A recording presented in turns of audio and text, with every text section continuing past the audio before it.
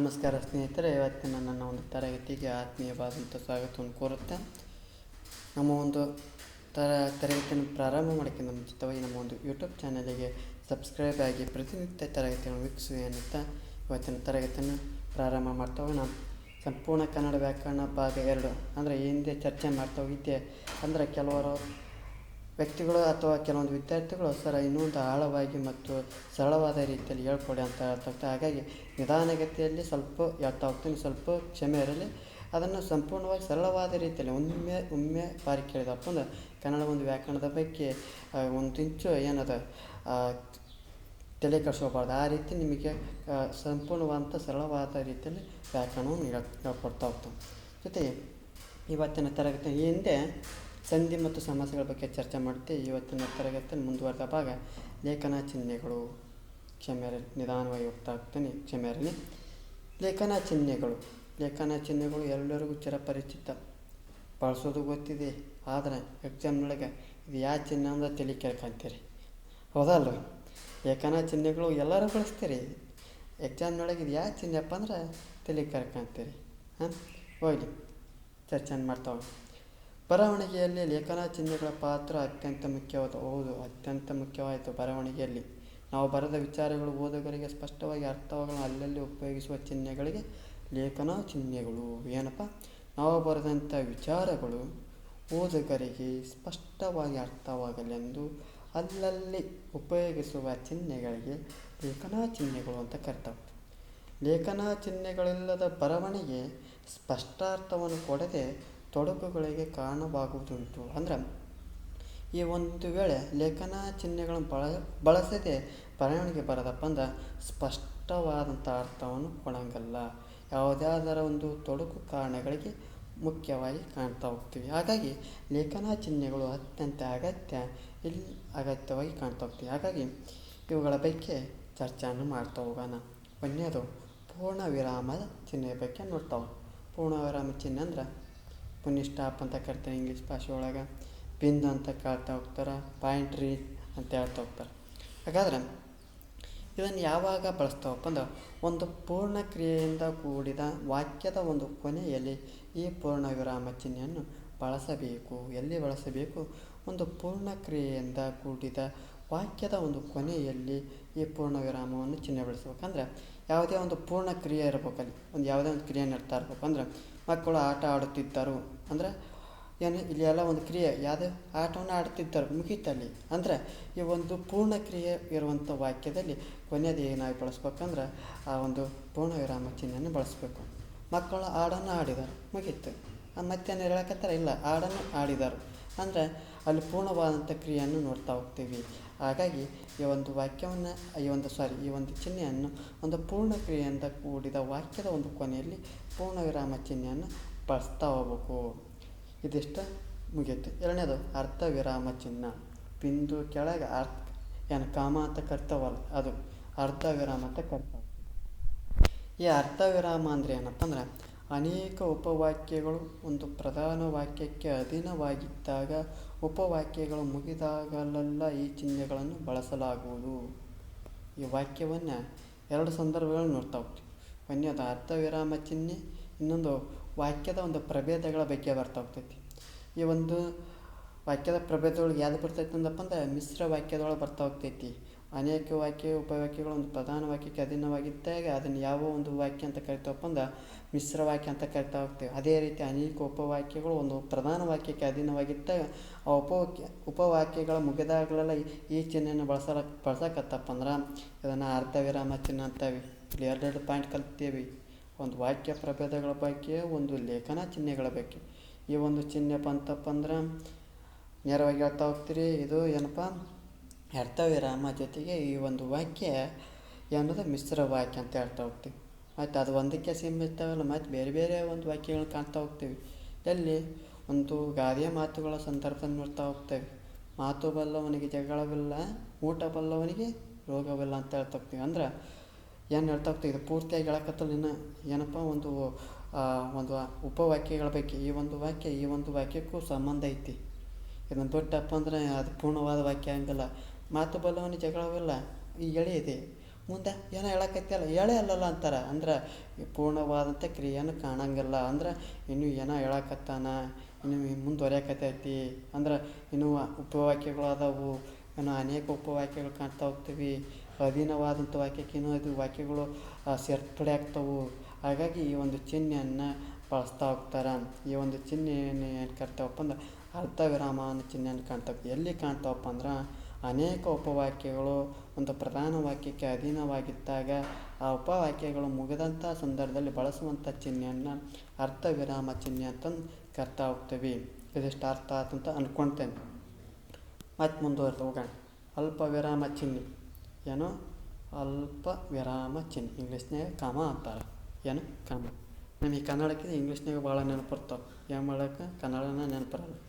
ಇರಲಿ, ಅಲ್ಪ ವಿರಾಮ ಚಿಹ್ನೆ ಅಂತ ಕರಿತೇವೆ. ಅಂದ್ರೆ ಅಲ್ಪ ವಿರಾಮ ಚಿಹ್ನೆ ಅಂದರೆ ಏನಪ್ಪ ಅಂದ್ರೆ ಸಂಬೋಧನೆಯ ಮುಂದೆ ಹಾಗೂ ಕರ್ತೃ ಕರ್ಮ ಕ್ರಿಯಾಪದಗಳಿಗೆ ಬೇರೆ ಬೇರೆ ವಿಶೇಷಣಗಳು ಬರುವಾಗ ಕೊನೆಯ ವಿಶೇಷಣ ಬಿಟ್ಟು ಉಳಿದವುಗಳ ಮುಂದೆ ಅಲ್ಪ ವಿರಾಮ ಬಳಸಬೇಕು. ಅಂದ್ರೆ ಸಂಬೋಧನೆ, ಈ ಸಂಬೋಧನೆಯ ಮುಂದೆ ಏನಪ್ಪ ಅಂದ್ರೆ ಕರ್ತೃ ಕರ್ಮ ಕ್ರಿಯಾಪದಗಳಿಗೆ ಬೇರೆ ಬೇರೆ ವಿಶೇಷಣಗಳು ಬರುವಾಗ ಕೊನೆಯ ಒಂದು ವಿಶೇಷಣ ಬಿಟ್ಟು ಉಳಿದವುಗಳ ಮುಂದೆ ಅಲ್ಪ ವಿರಾಮ ಬಳಸಬೇಕು. ನೀವು ಇದನ್ನು ಯಾವಾಗ ಅನುಭವಿಸ್ತೀರಪ್ಪ ಅಂದ್ರೆ ಶಾಲೆಯಲ್ಲಿ ಓದುವಂಥ ಸಂದರ್ಭದೊಳಗೆ ಒಂದು ಯಾವುದೇ ಒಂದು ಮುಖ್ಯವಾದಂಥ ಮುಖ್ಯಾಂಶಗಳು ಬರ್ತಾ ಇರ್ತಾರೆ. ಬರ್ಕೊಳ್ರಿ ಅಂತಾರೆ. ನೇಗಿಲು ಕಾಮ ಎತ್ತು ಕಾಮ ಅಂದ್ರೆ ಇಲ್ಲಿ ಏನು ಹೇಳಕತ್ತಾರಪ್ಪ, ಸಂಬೋಧನೆಯ ಮುಂದೆ ಆ ಕರ್ತು ಕರ್ಮ ಕ್ರಿಯಾಪದಗಳಿಗೆ ಬೇರೆ ಬೇರೆ ವಿಶೇಷಣ ಬರುವಂಥ ಸಂದರ್ಭದೊಳಗೆ ಆ ಕೊನೆಯ ಒಂದು ವಿಶೇಷಣ ಯಾವುದು? ಈ ಒಂದು ಕೊನೆಯ ಒಂದು ವಿಶೇಷಣವನ್ನು ಕಾಣ್ತಾವೆ. ಈ ಒಂದು ವಿಶೇಷಣ ಬಿಟ್ಟು ಉಳಿದವುಗಳ ಮುಂದೆ ಯಾವ ಪಟ್ಟೆ ಗಿರಾಣಿ ರಟ್ಟು ಪೆನ್ಸಿಲ್ ಇವುಗಳ ಮುಂದೆ ಅಲ್ಪ ವಿರಾಮ ಬಳಸ್ತಾ ಹೋಗಬೇಕು. ಅಂದ್ರೆ ಪಟ್ಟೆ ಗಿರಾಣಿ ರಟ್ಟು ಪೆನ್ಸಿಲ್ ಬೆಂಕಿ ಕಟ್ಟಿ ತಯಾರಿಕಾ ಘಟಕಗಳನ್ನು ಸ್ಥಾಪಿಸಲಾಗಿದೆ. ಅಂದ್ರೆ ಈ ಒಂದು ಸಂಬೋಧನೆ ಮುಂದೆ ಕರ್ತೃ ಕರ್ಮ ಕ್ರಿಯಾಪದಗಳು ಬೇರೆ ಬೇರೆ ವಿಶೇಷಣ ಬರ್ತಾವಂಥ ಸಂದರ್ಭದೊಳಗೆ ಆ ಕೊನೆಯ ಒಂದು ವಿಶೇಷಣ ಬಿಟ್ಟು ಉಳಿದವುಗಳ ಮುಂದೆ ಅಲ್ಪ ವಿರಾಮ ಬಳಸ್ತಾ ಹೋಗ್ಬೇಕು. ಎಲ್ಲಿ? ಪಟ್ಟೆ ಗಿರಣಿ ಕಮ ಕೆಡ್ರಿ ರಟ್ಟು ಕಮ ಪೆನ್ಸಿಲ್ ಕಟ್ ಕಮ ಬೆಂಕಿ ಕಟ್ ಇದೊಂದು ಕೊನೆಯ ವಿಷಯ. ಇದನ್ನು ಬಿಟ್ಟು ಇನ್ನುಳಿದಂಥ ಸಂದರ್ಭಗಳಲ್ಲಿ ಬಳಸುವಂಥ ಚಿಹ್ನೆಯನ್ನು ಅಲ್ಪ ವಿರಾಮ ಚಿಹ್ನೆ ಅಂತ ಹೇಳ್ತಾ ಹೋಗ್ತೀವಿ. ಅಂದರೆ ಸಂಬೋಧನೆ ಓದುವಂಥ ಸಂದರ್ಭದೊಳಗೆ ಅಂದ್ರೆ ಪಟ್ಟೆ ಗಿರ ನೋಡಿ ಒಮ್ಮೆ ಸ್ಪೀಡ್ ಹೋದ್ರೆ ಪಟ್ಟೆ ಗಿರಣಿ ರಟ್ಟು ಪೆನ್ಸಿಲ್ ಬೆಂಕಿ ಕಟ್ಟಿ ಅದೇ ಅದನ್ನು ಬಿಟ್ಟು ಈ ಒಂದು ಚಿಹ್ನೆಗಳ ಆಧಾರದ ಮೇಲೆ ಹೋದ್ರೆ ಪಟ್ಟೆ ಗಿರಣಿ ರಟ್ಟು ಪೆನ್ಸಿಲ್ ಬೆಂಕಿ ಕಟ್ಟಿ ತಯಾರಿಕಾ ಘಟಕಗಳನ್ನು ಸ್ಥಾಪಿಸಲಾಗಿದೆ. ಅಂದ್ರೆ ಈ ರೀತಿಯಾದಂಥ ಈ ಒಂದು ಓದುವಂಥ ಸಂದರ್ಭ ಅಥವಾ ಸಂಬೋಧನೆಯ ಮುಂದೆ ಈ ಒಂದು ಚಿಹ್ನೆಗಳನ್ನು ಬಳಸ್ತಾ ಹೋಗ್ತೀವಿ. ಯಾವ ಚಿಹ್ನೆ? ಅಲ್ಪ ವಿರಾಮ ಚಿಹ್ನೆಯನ್ನು ಬಳಸ್ತಾ ಹೋಗ್ತೀವಿ. ಮುಂದುವರೆದು ನೋಡ್ತಾ ಹೋಗೋಣ. ಪ್ರಶ್ನಾರ್ಥಕ ಚಿಹ್ನೆ. ಈ ಚಿಹ್ನೆ ಅಂತ ನಿಮಗೆ ಚಿರಪರಿಚಿತ. ಯಾಕೆ ಹೇಳೋ? ಓದಕತ್ತ ಒಂದು ಎಕ್ಸಾಮ್ ಬರೀಬೇಕಂದ್ರೆ ಕ್ವಶನ್ ಪೇಪರ್ ನೋಡ್ಬೇಕು. ಕ್ವಶನ್ ಪೇಪರ್ ನೋಡ್ಬೇಕಂದ್ರೆ ಲಾಸ್ಟಿಗೆ ಏನೈತಿ? ನಮಗೆ ಪ್ರಶ್ನೆ ಕೇಳೋಕ್ಕಾಗೈತಿ. ಏನಂತ ಕೇಳೋಕ್ಕಾಗೈತಿ? ಮನೋರಮೆ ಯಾರು? ಮನೋರಮೆ ಯಾರಂದ್ರೆ ಮುತ್ತಣ್ಣನ ಮಡದಿ.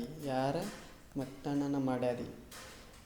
ಬನ್ನಿ, ಪ್ರಶ್ನಾರ್ಥಕ ಚಿಹ್ನೆ ಅಂದ್ರೆ ಪ್ರಶ್ನೆ ರೂಪದ ಪದ ಮತ್ತು ವಾಕ್ಯಗಳ ಮುಂದೆ ಪ್ರಶ್ನಾರ್ಥಕ ಚಿಹ್ನೆಯನ್ನು ಬಳಸಲಾಗುವುದು. ಅಂದ್ರೆ ಪ್ರಶ್ನೆ ರೂಪದ ಪದ ಅಂದ್ರೆ ಪ್ರಶ್ನೆ ಯಾರು? ಈ ಚಿಹ್ನೆ ಇರಲಿಲ್ಲ ಅಂದರೆ ಈ ಚಿಹ್ನೆ ಇರಬೇಕು, ಈ ಪದ ಇರಬೇಕು, ಅದನ್ನು ಪ್ರಶ್ನೆಯ ರೂಪದ ಪದ ಅಂತ ಕರಿತೇವೆ. ವಾಕ್ಯಗಳ ಮುಂದೆ ಪ್ರಶ್ನಾರ್ಥಕ ಚಿಹ್ನೆಯನ್ನು ಬಳಸಲಾಗುವುದು. ಈ ಪ್ರಶ್ನೆ ರೂಪದ ಪದ ಅಥವಾ ವಾಕ್ಯಗಳ ಮುಂದೆ ಪ್ರಶ್ನಾರ್ಥಕ ಚಿಹ್ನೆಯನ್ನು ಬಳಸ್ತಾ ಹೋಗ್ತೇವೆ. ಅಂದ್ರೆ ಎಲ್ಲಿ ಪ್ರಶ್ನೆ ಕೇಳಬೇಕು? ಯಾರು, ಯಾವಾಗ, ಎಲ್ಲಿ, ಏನು, ಯಾತಕ್ಕೆ, ಯಾರಿಗೆ, ಯಾರದು, ಈ ಒಂದು ಪ್ರಶ್ನೆ ರೂಪದ ಪದ ಅಥವಾ ವಾಕ್ಯಗಳು ಬಂದಂಥ ವಾಕ್ಯಗಳ ಮುಂದೆ ಈ ಒಂದು ಚಿಹ್ನೆಯನ್ನು ಬಳಸ್ತಾ ಹೋಗ್ತೇವೆ. ಈ ಒಂದು ಚಿಹ್ನೆ ಪ್ರಶ್ನಾರ್ಥಕ ಚಿಹ್ನೆ ಅಂತ ಕೇಳ್ತಾ ಹೋಗ್ತೀವಿ. ಉದಾಹರಣೆಗೆ ಮನೋರಮೆ ಯಾರು ಅಂತ ಕೇಳ್ತಾ ಹೋಗ್ತಾರೆ. ಅಂದ್ರೆ ಈ ಒಂದು ಪ್ರಶ್ನಾರ್ಥಕ ಚಿಹ್ನೆ ಬಗ್ಗೆ ಜಾಸ್ತಿ ಹೇಳ್ಕೊಂಡು ನಿಮಗೆ ಚಿರಪರಿಚಿತ. ಇನ್ನೊಂದು ಭಾವಸೂಚಕ ಚಿಹ್ನೆ. ಇದನ್ನಂತೂ ಸಾವಿರಾರು ಪಟ್ಟು ಅನ್ನೋಕೆ 108 ಪಟ್ಟು ಎಷ್ಟು ನಿಮಗೆ ಗೊತ್ತೈತಿ. ಯಾವ ಒಂದು ಪ್ರಶ್ನೆ ಪತ್ರಿಕೆ, ಕನ್ನಡ ಒಂದು ವಿಭಾಗದ ಪ್ರಶ್ನೆ ಪತ್ರಿಕೆಯೊಳಗೆ ಈ ಒಂದು ಚಿಹ್ನೆಯ ಬಗ್ಗೆ ಖಂಡಿತವಾಗಿ ಕಡ್ಡಾಯವಾಗಿ ಕೇಳಿರ್ತಾರೆ. ಹಾಗಾದರೆ ಭಾವಸೂಚಕ ಚಿಹ್ನೆಯನ್ನು ಯಾವಾಗ ಬಳಸ್ತಪ್ಪ ಅಂದ್ರೆ ಹರ್ಷ, ಆಶ್ಚರ್ಯ, ಸಂತೋಷ, ವಿಷಾದ, ದುಃಖ ಮುಂತಾದ ಭಾವನೆಗಳನ್ನು ಸೂಚಿಸುವ ಪದಗಳ ಮುಂದೆ ಈ ಚಿಹ್ನೆಯನ್ನು ಬಳಸಲಾಗುವುದು. ಉದಾಹರಣೆ: ಅಹ ಎಮ್ಮನರಪ್ಪ ಕಬ್ಬಿಗೆ ಕೆರಂ ಕೊರತೆಯು ಅಂತ ಹೇಳ್ತಾ ಹೋಗ್ತಾರೆ. ಇಲ್ಲಿ ಭಾವನೆಗಳನ್ನು ನೋಡ್ತಾ ಹೋಗ್ತೀವಿ. ಯಾವ ರೀತಿಯಾದಂಥ ಭಾವನೆಗಳು ಮನುಷ್ಯನಿಗೆ ಫೀಲಿಂಗ್ಸ್ ಅಂತ ಇರ್ತಾವೆ. ಏನು ಇಂಗ್ಲೀಷ್ನಾಗ ಹೇಳಿದ್ರೆ ಚಂದ ನಿಮಗೆ ಫೀಲಿಂಗ್ಸ್, ಭಾವನೆಗಳು ಇರ್ತಾ ಹೋಗ್ತವೆ. ಯಾವ ರೀತಿ ಭಾವನೆಗಳು? ಸಂತೋಷ ಆಗ್ತವೆ, ದುಃಖ ಆಗ್ತವೆ, ಆಶ್ಚರ್ಯ ಆಗ್ತವೆ, ಹರ್ಷ ಆಗ್ತವೆ. ಈ ರೀತಿಯಾದಂಥ ಭಾವನೆಗಳನ್ನು ಸೂಚಿಸ್ಬೇಕು, ತೋರಿಸ್ಬೇಕಂದ್ರೆ ಯಾವ ಚಿಹ್ನೆಯನ್ನು ಬಳಸ್ತಾವಪ್ಪ ಅಂದ್ರೆ ಈ ಚಿಹ್ನೆಯನ್ನು ಬಳಸ್ತಾ ಹೋಗ್ತೀವಿ. ಈ ಒಂದು ಚಿಹ್ನೆ ಅಂತ ತಿಳಿಸ್ತಪ್ಪ ಅಂದ್ರೆ ಭಾವಸೂಚಕ ಚಿಹ್ನೆ ಅಂತ ತಿಳಿಸ್ತಾ ಹೋಗ್ತೀವಿ. ಅಂದ್ರೆ ಇವು ಹರ್ಷ, ಆಶ್ಚರ್ಯ, ಸಂತೋಷ, ವಿಷಾದ, ದುಃಖ ಮುಂತಾದ ಭಾವನೆಗಳನ್ನು ಸೂಚಿಸುವಂಥ ಪದಗಳ ಮುಂದೆ ಈ ಒಂದು ಚಿಹ್ನೆಯನ್ನು ಕಂಡಪ್ಪ ಅಂದ್ರೆ ಭಾವಸೂಚಕ ಚಿಹ್ನೆ ಅಂತಂದು ಕರಿತಾ ಹೋಗ್ತೀವಿ. ಇದೆಷ್ಟು ಅರ್ಥ ಆಗ್ತಂತ ಮುಂದೆ ಹೋಗ್ತಾನೆ. ಉದ್ಧರಣ ಚಿಹ್ನೆ. ಯಾವ ಚಿಹ್ನೆ? ಉದ್ಧರಣ ಚಿಹ್ನೆ. ಈ ರೀತಿ ಅರ್ಥ ಆಗ್ತದೆ. ಸಾರಿ, ನಾನು ಹಿಂಗೆ ಬರೆಯೋವತ್ತಿನಾಗ ಈ ರೀತಿ ಆಗ್ತೈತಿ, ಕ್ಷಮೆ ಇರಲಿ. ಉದ್ಧರಣ ಚಿಹ್ನೆ ಯಾವಾಗ ಬಳಸ್ಬೇಕು ಅಂದ್ರೆ ಉದ್ಧರಣ ಚಿಹ್ನೆ ಯಾವಾಗ ಬಳಸ್ತಾವಪ್ಪ ಅಂದ್ರೆ ಒಬ್ಬರು ಹೇಳಿದ ಮಾತನ್ನು ಯಥಾವತ್ತಾಗಿ ಬರೆಯುವಾಗ ಈ ಚಿಹ್ನೆಯನ್ನು ಬಳಸ್ತಾ ಹೋಗ್ತೀವಿ. ಇಲ್ಲಿ ನಾವು ಸ್ವಂತ ಬರೆಯೋಕತ್ತರಂಗಿಲ್ಲ. ಯಾರೋ ಒಬ್ಬರು ಹೇಳಿದ ಮಾತನ್ನು ಅವ್ರು ಹೇಗೆ ಹೇಳ್ಯಾರ ಅದೇ ರೀತಿ ಹೇಳಿದಪ್ಪ ಅಂದ್ರೆ ಏನಂತ ಕರಿತಾವಪ್ಪ ಅಂದ್ರೆ ಉದ್ಧರಣ ಚಿಹ್ನೆ ಅಂತ ಹೇಳ್ತಾ ಹೋಗ್ತಾರೆ. ಇಲ್ಲಿ ಉದಾಹರಣೆ ನೋಡ್ತಾ ಹೋಗೋಣ. ಶಿಕ್ಷಣವು ಕೆಲವೇ ಜನರ ಸ್ವತ್ತಾಗದೆ ಪ್ರಗತಿಪರ ರಾಜ್ಯದಲ್ಲಿ ಎಲ್ಲರ ಅಜನ್ಮಸಿದ್ಧ ಆಗಬೇಕು ಎಂದು ಸರ್ ಎಂ ವಿಶ್ವೇಶ್ವರಯ್ಯರು ಹೇಳಿದರು. ಅಂದ್ರೆ ಕೆಲವೊಂದು ಪ್ರಬಂಧ ಬರೆಯುವಂಥ ಸಂದರ್ಭದೊಳಗೆ ಏನದು 4 ಮಾರ್ಕ್ಸು 5 ಮಾರ್ಕ್ಸು ಪ್ರಶ್ನೆಗಳ ರೂಪದಂತೆ ಬಂದಾಗ ಆ ಒಂದು ಸಂದರ್ಭಗಳು ಬರಿತಾ ಹೋಗ್ತಾರೆ. ಸರ್ ಎಂ ವಿಶ್ವೇಶ್ವರಯ್ಯ ಏನೆಲ್ಲ ಹೇಳಿದ್ರಪ್ಪ ಅಂದ್ರೆ ಆ ಶಿಕ್ಷಣದ ಬಗ್ಗೆ ಏನು ಹೇಳಿದ್ರಪ್ಪ ಅಂತ ಬರಿತಾ ಹೋಗ್ತಾರೆ. ಏನಂತ ಬರಿತಾ ಹೋಗ್ತಾರೆ? ಶಿಕ್ಷಣವು ಕೆಲವೇ ಜನರ ಸ್ವತ್ತಾಗದೆ ಪ್ರಗತಿಪರ ರಾಜ್ಯದಲ್ಲಿ ಎಲ್ಲರ ಅಜನ್ಮ ಸಿದ್ಧಕ್ಕಾಗಬೇಕು ಹಿಂಗಾಗಿ ಎಂದು ಯಾರು ಹೇಳಿದಾರೆ? ಸರ್ ಎಂ ವಿಶ್ವೇಶ್ವರಯ್ಯವರು ಹೇಳ್ತಾ ಹೋಗ್ತಾರೆ. ಇದು ಸ್ವಂತವಾಗಿ ಬರೆಯೋಂಗಿಲ್ಲ. ಯಾರು ಹೇಳ್ತಾರೆ?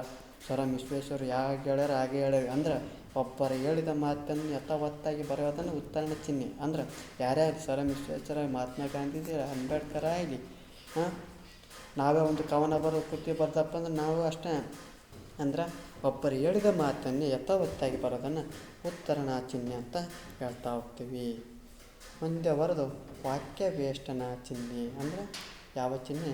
ವಾಕ್ಯ ವೇಷ್ಟನ ಚಿಹ್ನೆ. ಮತ್ತು ವಾಕ್ಯ ವೇಸ್ಟ್ ಅಲ್ಲ, ವಾಕ್ಯ ವೇಷ್ಟನ ಚಿಹ್ನೆ ಅಂದ್ರೆ ಅಲ್ಲಿ ಡಬಲ್ ಬರ್ತಾ ಹೋಗ್ತೈತೆ. ಇಲ್ಲಿ ಸಿಂಗಲ್. ಪಾರಿಭಾಷಿಕ ಪದಗಳನ್ನು ಬಳಸುವಾಗ, ಅನ್ಯ ಭಾಷೆಯ ಪದಗಳನ್ನು ಬಳಸುವಾಗ, ಪ್ರಮುಖ ಪದಗಳನ್ನು ಸೂಚಿಸುವಾಗ ಈ ಚಿಹ್ನೆಯನ್ನು ಬಳಸಲಾಗುವುದು. ಯಾವಾಗ ಬಳಸ್ತೇವೆ ಅಂದ್ರೆ ಪಾರಿಭಾಷಿಕ ಅಂದರೆ ಬೇರೆ ದೇಶದ್ದು, ಅನ್ಯ ಭಾಷೆ ಅದು ಬೇರೆ ದೇಶದ್ದು, ಪ್ರಮುಖ ಪದ ಇಂಪಾರ್ಟೆಂಟ್ಸ್ ವರ್ಡ್ಸ್ ಆ ಒಂದು ಸೂಚಿಸುವಾಗ ಈ ಚಿಹ್ನೆಯನ್ನು ಬಳಸ್ತಾ ಹೋಗ್ತೀವಿ. ಯಾವಾಗಪ್ಪ ಅಂದ್ರೆ ಕನ್ನಡ ಭಾಷೆಯಲ್ಲಿ ಇಂಗ್ಲೀಷ್, ಪರ್ಷಿಯನ್, ಪೋರ್ಚುಗೀಸ್ ಭಾಷೆಗಳ ಪದಗಳನ್ನು ಬಳಸಲಾಗುತ್ತದೆ. ಕನ್ನಡ ಭಾಷೆಯಲ್ಲಿ ಪ್ರಮುಖ ಪದಗಳು ಇಂಪಾರ್ಟೆಂಟ್, ಅಂಡರ್ಲೈನ್ ಮಾಡಿರಿ ಅಂತಾರಲ್ಲ ಅನ್ನೋ ಟೈಮ್ನಾಗ ಈ ಒಂದು ಭಾಷೆಗಳ ಪದಗಳನ್ನು ಬಳಸಲಾಗುತ್ತದೆ. ಜೊತೆಗೆ ಸಮಾಜಶಾಸ್ತ್ರ ಎಂಬ ಪದವು ಆಂಗ್ಲ ಭಾಷೆಯ ಸೋಷಿಯಾಲಜಿ ಎಂಬ ಪದಕ್ಕೆ ಸಮಾನವಾಗಿತ್ತು. ಸೋಷಿಯಾಲಜಿ ಅಂದರೆ ಸೋಷಿಯಸ್ ಮತ್ತು ಲೋಗೋಸ್ ಎಂಬ ಏನದು ಗ್ರೀಕ್ ಭಾಷೆಯಿಂದ ಪದಗಳಿಂದ ಬಂತಿದೆ. ಹಿಂಗೆ ಆ ಸೋಷಿಯಸ್ ಮತ್ತು ಹಿಂಗೆ ಅವಕ್ಕೆ ಏನು ಅಂಡರ್ಲೈನ್ ಆಗ್ತದೆ ಅದನ್ನೇ ಎಂತ ಕರಿತಪ್ಪ ಅಂದ್ರೆ ಪ್ರಮುಖ ಪದಗಳನ್ನು, ಅನ್ಯ ಭಾಷೆಯ ಪದಗಳನ್ನು ಸೂಚಿಸುವಾಗ. ಜೊತೆಗೆ ಕೆಲವೊಂದು ಕೃತಿಗಳು, ಅವು ಕುವೆಂಪುರವರು ಬರೆದಂಥ ಕೃತಿಗಳು, ಶ್ರೀರಾಮಾಯಣ ದರ್ಶನ ಬರೀತಾರೆ. ಇದು ಒಂದು ಜ್ಞಾನಪೀಠ ಪ್ರಶಸ್ತಿ. ಆಧುನಿಕ ಮಾಹಿತ್ಯ ಏನು ನೆನಪಿನ ದೋಣಿಯಲ್ಲಿ ಹಿಂಗೆ ಬರಿತಾ ಹೋಗ್ತಾರಲ್ಲ, ಅವುಗಳನ್ನ ಏನು ಪ್ರಮುಖ ಪದಗಳು, ಅನ್ಯ ಭಾಷೆ ಪದಗಳು ಅಂತ ಹೇಳ್ತಾ ಹೋಗ್ತೀವಿ. ಜೊತೆಗೆ ಇನ್ನೊಂದು ಸಾಕು, ಇದಿಷ್ಟೇನಪ್ಪ ಅಂದ್ರೆ ವಾಕ್ಯ ವೇಷ್ಟನ ಚಿಹ್ನೆ ಅಂತ ಹೇಳ್ತಾ ಹೋಗ್ತೀವಿ. ಅಂದ್ರೆ ಈ ಒಂದು ಪದಗಳ ಈ ಒಂದು ಚಿಹ್ನೆಗಳನ್ನು ಏನು ತೋರಿಸ್ತಾವಪ್ಪ ಅಂದ್ರೆ ಪ್ರಮುಖ ಪದಗಳು ಮತ್ತು ಅನ್ಯ ಭಾಷೆ ಪದಗಳನ್ನು ತೋರಿಸ್ತಾ ಹೋಗ್ತೀವಿ. ಈ ಒಂದು ಚಿಹ್ನೆಗಳನ್ನು ವಾಕ್ಯ ವೇಷ್ಟನ ಚಿಹ್ನೆ ಅಂತ ಕರಿತಾ ಹೋಗ್ತೀವಿ. ಮತ್ತೆ ಮುಂದುವರೆದು ಆವರಣ ಚಿಹ್ನೆಯನ್ನು ನೋಡ್ತಾ ಹೋಗೋಣ. ಆವರಣ ಅಂದರೆ ಏನು? ಇದೇನು ಮನೆ ಮುಂದಿರುವ ಅಂಗಳಲ್ಲ. ಆವರಣ ಅಂದ್ರೆ ಲೇಖನ ಚಿಹ್ನೆಗಳು ಈ ರೀತಿ ಬ್ರಾಕೆಟ್ ಅಂತ ಕರಿತೀವಿ. ಆವರಣ ಇದು ಏನು ತಿಳಿಸ್ತದಪ್ಪ ಅಂದ್ರೆ ಎಲ್ಲಿ ಬಳಸ್ತಾವಪ್ಪ ಅಂದ್ರೆ ಒಂದು ಪದವನ್ನು ವಾಕ್ಯವನ್ನು ಹೇಳಿ ಅದಕ್ಕೆ ಸಮಾನಾರ್ಥಕ ಪದವನ್ನು ವಾಕ್ಯವನ್ನು ಹೇಳುವಾಗ ಈ ಚಿಹ್ನೆಯನ್ನು ಬಳಸ್ತಾ ಹೋಗ್ತೀವಿ. ಅಂದ್ರೆ ಯಾವುದೇ ರೀತಿಯಾದಂಥ ಪದ ಆಗಿರ್ಬೋದು, ವಾಕ್ಯ ಆಗಿರ್ಬೋದು, ಆ ಎಳಿ ಮ್ಯಾಕ ಅದಕ್ಕೆ ಸಮಾನಾರ್ಥಕವಾದಂಥ ಪದವನ್ನು ಅಥವಾ ವಾಕ್ಯವನ್ನು ಹೇಳುವಾಗ ಈ ಚಿಹ್ನೆಯನ್ನು ಬಳಸ್ತಾ ಹೋಗ್ತೀವಿ. ಉದಾಹರಣೆ ನೋಡ್ತಾ ಹೋಗೋಣ. ನೀರನ್ನು ವಿಭಜಿಸಿದರೆ ಆಮ್ಲಜನಕ ಜಲಜನಕಗಳು ಉತ್ಪತ್ತಿಯಾಗುತ್ತವೆ. ಡಬಲ್ ರೇಟ್ ಹೇಳ್ಬೋದು. ಆಮ್ಲಜನಕ ಬ್ರ್ಯಾಕೆಟ್ ಆಕ್ಸಿಜನ್ ಜಲಜ ಅಂದ್ರೆ ಇವೇನೆರಡು ಸಮಾನಾರ್ಥಕ ಪದಗಳು, ಸಮಾನಾರ್ಥಕ ಪದಗಳನ್ನು ಕಾಣ್ತಾ ಹೋಗ್ತೀವಿ. ಅಂದರೆ ನೀರನ್ನು ವಿಭಜನೆ ಮಾಡಿದಪ್ಪ ಅಂದ್ರೆ ಏನು ಸಿಗ್ತದಪ್ಪ ಅಂದ್ರೆ ಆಮ್ಲಜನಕ ಮತ್ತು ಜಲಜನಕಗಳ ಉತ್ಪತ್ತಿಯಿಂದ ಆ ನೀರು ಉತ್ಪತ್ತಿ ಆಗ್ತೈತಿ. ಅಂದ್ರೆ ಆ ನೀರನ್ನು ವಿಭಜನೆ H2O ಅಂತ ಕರಿತಾ ಹೋಗ್ತೀವಿ. H2O ಅಂತ, ಹೈಡ್ರೋಜನ್ ಅಂತ ಕರಿತೀವಿ, ಆಕ್ಸಿಜನ್ ಅಂತ ಕರಿತೀವಿ. ಅಂದರೆ ಇವು ನಮಗೆ ಈ ಪದಗಳು ನೆನಪು ಗೊತ್ತದೆ. ಅಂದರೆ ಕನ್ನಡದಲ್ಲಿ ಬರೆಯುವಂಥ ಆಮ್ಲಜನಕ ಜಲಜನಕ ಅಂದ್ರೆ ಏನು? ಸಾರಜನಕ ಅಂದ್ರೆ ಗೊತ್ತಾಗಲ್ಲ. ಅದಕ್ಕೆ ಏನು ಮಾಡಬೇಕು, ಬ್ರ್ಯಾಕೆಟ್ನಾಗ ಜಲಜನಕ ಅಂದ್ರೆ ಹೈಡ್ರೋಜನಪ್ಪ, ಆಮ್ಲಜನಕ ಅಂದ್ರೆ ಆಕ್ಸಿಜನ್. ಈ ರೀತಿಯಾಗಿ ಬಳಸಿದಪ್ಪ ಅಂದ್ರೆ ಇಂಥ ಏನಂತಾರೆ ಆವರಣ ಚಿಹ್ನೆ. ಇವೇನಪ್ಪ ಅಂದ್ರೆ ಸಮಾನಾರ್ಥಕ ಪದಗಳು. ಒಬ್ಬೊಬ್ರಿಗೆ ಗೊತ್ತಿರಂಗಿಲ್ಲ. ಸಾರಜನಕ ಅಂದ್ರೆ ಏನು ಅನ್ನೋದು, ಯಾವುದದು ಸಾರಜನಕ ಯಾವುದು, ಹಿಂಗೆ ಜಲಜನಕ ಯಾವುದದು ಜಲಜನಕ ಅಂತ ಹಿಂಗೆ ಬರೋದು ಬ್ರ್ಯಾಕೆಟ್ ಹೈಡ್ರೋಜನ್ ಅಂತ ಹಾಕ್ತಾರೆ. ಹಾಗಾಗಿ ಈ ಒಂದು ಚಿಹ್ನೆಗಳನ್ನು ಬಳಸ್ತಾ ಹೋಗ್ತೀವಿ. ಈ ಒಂದು ಚಿಹ್ನೆಗಳು ಏನಪ್ಪ ಅಂದ್ರೆ ಸಮಾನಾರ್ಥಕ ಪದವನ್ನು ಹೇಳುವಂಥ ಸಂದರ್ಭದೊಳಗೆ ಬಳಸ್ತಾ ಹೋಗ್ತೀವಿ. ಮತ್ತು ಮುಂದುವರೆದು ವಿವರಣಾತ್ಮಕ ಚಿಹ್ನೆ. ಯಾವ ಚಿಹ್ನೆ? ವಿವರಣಾತ್ಮಕ ಚಿಹ್ನೆ. ಒಂದು ಅಭಿಪ್ರಾಯದ ವಿವರಣೆ ಮುಂದೆ ತಿಳಿಸಿದಂತೆ ಇದೆ ಎಂದು ತೋರಿಸುವ ಸಂದರ್ಭದಲ್ಲಿ ಈ ಚಿಹ್ನೆಯನ್ನು ಬಳಸಲಾಗುತ್ತದೆ. ಈ ವಿವರಣಾತ್ಮಕ ಚಿಹ್ನೆಯನ್ನು ಯಾವಾಗ ಬಳಸ್ತವಪ್ಪ ಅಂದ್ರೆ ಒಂದು ಅಭಿಪ್ರಾಯದ ವಿವರಣೆ ಮುಂದೆ, ಯಾರಾದರೂ ಒಂದು ಅಭಿಪ್ರಾಯಗಳ ಮುಂದೆ, ಯಾವುದೋ ಒಂದು ವಿಷಯದ ಮುಂದೆ ಏನೋ ಒಂದು ಈ ಒಂದು ವಿಷಯದ ಬಗ್ಗೆ ಏನೋ ಹೇಳಕತ್ತಾನಪ್ಪ, ವಿವರಿಸಕತ್ತಾನಪ್ಪ ಅಂತ ತೋರಿಸುವಂಥ ಸಂದರ್ಭದೊಳಗೆ ಈ ಒಂದು ಚಿಹ್ನೆಯನ್ನು ಬಳಸ್ತಾ ಹೋಗ್ತೇವೆ. ಇದು ಯಾವ ಚಿಹ್ನೆ ಅಂತ? ವಿವರಣಾತ್ಮಕ ಚಿಹ್ನೆ. ಹೆಸರ ಸೂಚಿಸ್ತಕ್ಕಂಥದ್ದು ಏನಪ್ಪ? ಯಾವುದೋ ಒಂದು ವಿಷಯದ ಬಗ್ಗೆ, ಯಾವುದೋ ಒಂದು ಅಂಶದ ಬಗ್ಗೆ, ಯಾವುದೋ ಒಂದು ಮಾಹಿತಿಯ ಬಗ್ಗೆ ಏನು ಮಾಡಕತ್ತ ವಿವರಣೆಯನ್ನು ತಿಳಿಸಕತ್ತೈತಿ. ಅಂದ್ರೆ ಪಂಚೇಂದ್ರಿಯಗಳು. ಉದಾಹರಣೆ ನೋಡೋಣ. ಪಂಚೇಂದ್ರಿಯಗಳು. ಅದಕ್ಕೆ ತಮ್ಮ ಉದಾಹರಣೆ ನೋಡು. ಉದಾಹರಣೆ ಅಂದರೆ ಏನೋ ಉದಾಹರಣೆ ಕೊಡಕತ್ತ ಪಂಚೇಂದ್ರಿಯಗಳು ಹಿಂಗಿಟ್ಟಪ್ಪ ಅಂದ್ರೆ ಆ ಪಂಚೇಂದ್ರಿಯಗಳು ಯಾವ ಅಂತ ತೋರಿಸ್ತಾ ಹೋಗ್ತೇವೆ. ಅಂದರೆ ಪಂಚೇಂದ್ರಿಯಗಳು ಯಾವುವು? ಕಣ್ಣು, ಮೂಗು, ಕವಿ, ನಾಲಿಗೆ, ಚರ್ಮ. ಏನು ಪದ ಕವಿ ಅನ್ನೋದು ಗೊತ್ತಾಗೋದು ಸಾರಿದೆ. ಕನ್ನಡ ಒಂದು ಪಠ್ಯ ಪುಸ್ತಕಗಳ ಲೋಪದೋಷ ಒಂದು ಕಂಡು ಬಂದಿದೆ. ಏನಪ್ಪ? ಕವಿ ಅಲ್ಲದು ಕಿವಿ. ಕವಿ ಅಂತ ಓದಕತ್ತ ನಾನು, ಕಿವಿ ಅದು. ಕನ್ನಡ ಒಂದು ಪಠ್ಯ ಪುಸ್ತಕದಲ್ಲಿ ಕವಿ ಅಲ್ಲಪ್ಪ ಅದು ಕಿವಿ. ಸ್ವಲ್ಪ ಪರಿಷ್ಕೃತ ಮಾಡ್ತಾ ಮುಂದಿನ ಒಂದು ವರ್ಷದ ನೋಡೋಣ. ಪಂಚೇಂದ್ರಿಯಗಳು ಅಂದರೆ ಏನಪ್ಪ ಅಂದ್ರೆ ಕಣ್ಣು, ಮೂಗು.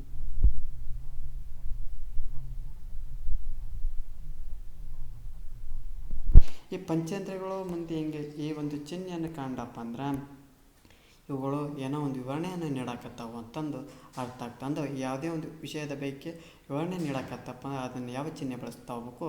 ವಿವರಣಾತ್ಮಕ ಚಿಹ್ನೆಯನ್ನು ಬಳಸ್ತಾ ಹೋಗಬೇಕು. ಇದಿಷ್ಟೇನಪ್ಪ ಅಂದ್ರೆ ಲೇಖನ ಚಿಹ್ನೆಗಳ ಬಗ್ಗೆ ಸರಳವಾಗಿ, ಸಂಪೂರ್ಣವಾಗಿ, ಅರ್ಥಗರ್ಭಿತವಾಗಿ ಹೇಳಿದ್ದೇನೆ. ಈ ಒಂದು ತರಗತಿ ನಿಮಗೆ ಇಷ್ಟ ಆದರೆ ಖಂಡಿತವಾಗಿ ನಮ್ಮ ಒಂದು ಚಾನಲಿಗೆ ಸಬ್ಸ್ಕ್ರೈಬ್ ಆಗಿ ಮತ್ತು ನಮ್ಮ ಒಂದು ಯೂಟ್ಯೂಬ್ ಲೈಕ್ ಮಾಡಿ. ಮತ್ತು ಏನಾದರೂ ದೋಷಗಳು, ನಿಮ್ಮ ಒಂದು ಅಭಿಪ್ರಾಯಗಳು, ನಿಮ್ಮ ಒಂದು ಪ್ರಶ್ನೆಗಳು ಇತ್ತಪ್ಪ ಅಂದರೆ ಕಮೆಂಟ್ ಬಾಕ್ಸ್ನ ಮೂಲಕ ತಿಳಿಸಿ.